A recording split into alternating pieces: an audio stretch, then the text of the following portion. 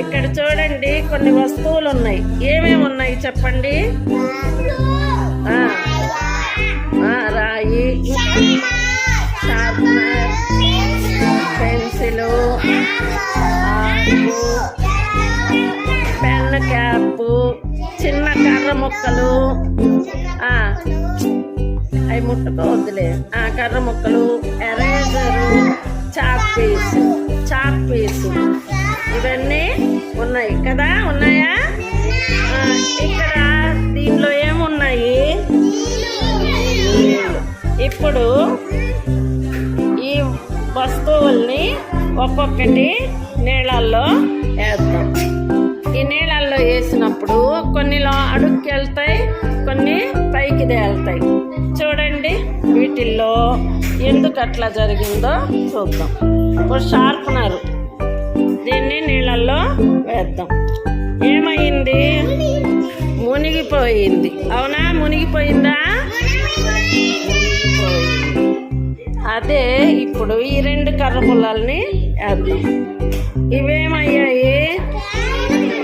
పైన తేలుతున్నాయి. మునిగాయా? తేలాయా? తేలే. అదే ఇప్పుడు పెన్సిల్ని కూడా వేద్దాం. పెన్సిల్ మునిగిందా? తేలిందా? తేలింది. అదే ఇప్పుడు ఒక ఫ్లవర్ తీసుకొని వేద్దాం. ఫ్లవర్ మునిగిందా? తేలిందా? చూడండి, లోపలికి ముంచుదాం. మళ్ళీ ఎక్కడికి వచ్చింది? పైకే వచ్చింది. ఇప్పుడు ఒక రాయి ముక్క తీసుకొని వేద్దాం. మునిగిపోయింది కదా, మునిగిపోయింది. అట్లాగే ఒక పెన్ క్యాప్ తీసుకొని వేద్దాం. ఏమైంది? దాన్ని ముంచుదాం. మునిగిందా? తేలిందా? తేలింది. ముంచినా కూడా తేలింది. ఇప్పుడు ఒక చాక్ పీస్ తీసుకొని వేద్దాం. మునిగిందా? తేలిందా?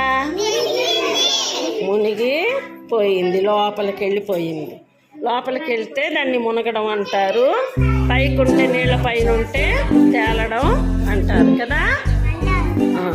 ఇప్పుడు చూడండి, ఇదేంటిది? ఎరేజర్ నేద్దాం. ఏమైంది ఎరేజరు? అది కూడా మునిగిపోయింది.